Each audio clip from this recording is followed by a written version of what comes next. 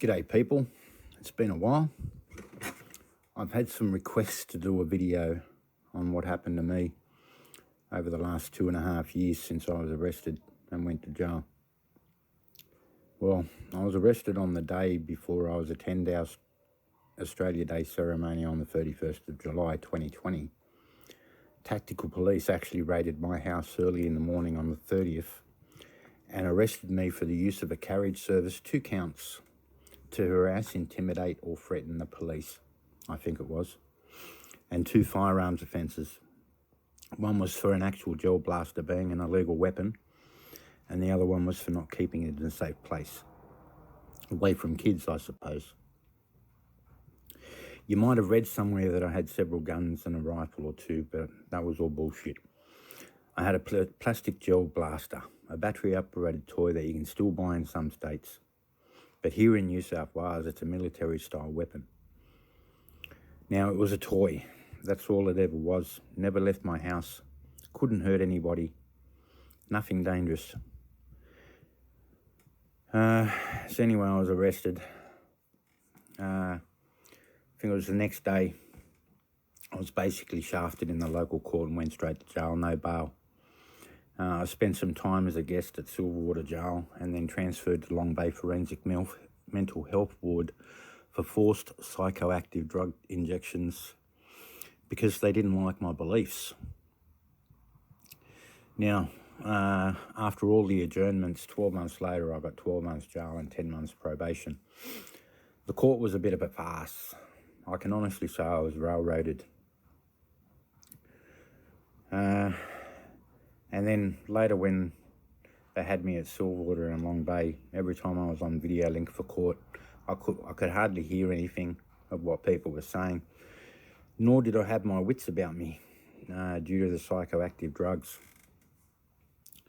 The psychoactive drugs actually went on for some months longer until they were happy I was cured, I suppose. While I was in jail, though, the state, through the police, put a case to the Supreme Court that I be put on a 3-year extended supervision order because they were saying I was a terrorist, the head of the Kingdom of Australia, and likely to commit a terrorist act. Now, I'm not either. I'm not a terrorist, unless you're the state government, because they don't like the truth, especially my truth. And I wasn't the leader of anything. I was actually one of many, actually. I certainly didn't have a say. Well, I had a say, but I didn't say what went and what was to happen. But that's not what the police were trying to get across.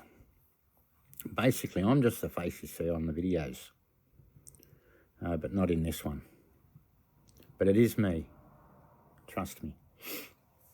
Now, the police in the state, or Matthew Reason, ultimately failed. It actually blew up in his face, I think. You can watch a series of videos titled Follow the Rabbit on Stephen's channel, Locusts and Honey. I'll leave a link in the description. This actually breaks down the police case against me, or farce of a case against me, and exposes the police's failings. They're certainly worth a watch. The Justice basically said on the record that I wasn't a terrorist. The Kingdom of Australia is not a terrorist organisation. And to top that off, the Justice said I had a curial right, which means pertaining to courtly, pertaining to a papal curia, according to Wiki. The Justice recognised the Kingdom of Australia on record. And the Justice also put the police failings on record. And I think the Justice even points out war crimes. Now, that's basically what happened to me.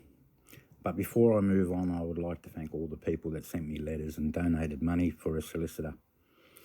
Thankfully, it wasn't needed in the end, so all should have got their money back. But thank you again from the bottom of my heart. It was somewhat difficult time for me being locked up and drugged, but I got out of it okay. You could say God kept me going. After all, you cannot unsee what you have seen. Now, after the 12 months in jail, I spent some time recuperating and getting the drugs out of my system, away from the videos and Facebook. I didn't really have a choice at the time. But work has also kept me very busy, which I went straight back to. And I've been slowly getting back into it. But now, the things I see happening and what's about to happen in the near future are quite distressing. But what's even more distressing is the fact that it seems no one cares enough to stand up and say no more. Now, I don't mean protesting. I mean actually come together as a people with just one voice and say no more. They've sold every public asset you've ever owned. They've fleeced you out of your hard-earned one way or another, stolen your fruits of your lands, forestries, fisheries, natural resources and minerals. The country's bankrupt. They have corrupted your children and in many cases taken them from their parents. They've forced vaccinations on you, lockdowns, committed war crimes, crimes against humanity. Any one of those is enough reason to stand up and say no more. And soon you'll have digital IDs, digital currency, microchips, facial recognition everywhere. You'll be told what you can and cannot have, what you can and cannot do through social credit scoring. You won't own anything, not even a car, and you'll be limited in where you can go. You'll only work and rent if they let you, if you're good. The future is not bright, I promise you that. Basically, you must conform and comply or go homeless and starve, or worse. You won't get away from it except by death. And you won't get a choice. You haven't had a choice in 50 years. Everything will just be pushed on you one way or another. And what about your children? My children are on my mind all the time, especially the future they're going to have. Now, your Anzac afforded you self-determination as a people in the kingdom, and your God gives you that right. It's on court record that we have that curial right. It seems as though you're going to lose it all, including what little freedoms you have left, because you won't stand up as a people in your own towns and defend it. You're willing to let everything, including your birthright and self-determination and freedom, go, rather than stand up and be counted and counted on. You have a technical, legal and now proven right to do so, but don't take my word for it. Take the Justice's word on record. You can't deny what Stephen has shown us all in his videos and his white papers, Realm and Man, Realm and Commonwealth, which I will also put links to in the description section. It's time to stand up in your towns, people. Talk to your neighbours. Make them fly the red instead. And for those of you that are scared, be more scared of what's coming if you do nothing. Seriously. I'll be honest, I'm scared, but I'm scared of what's coming.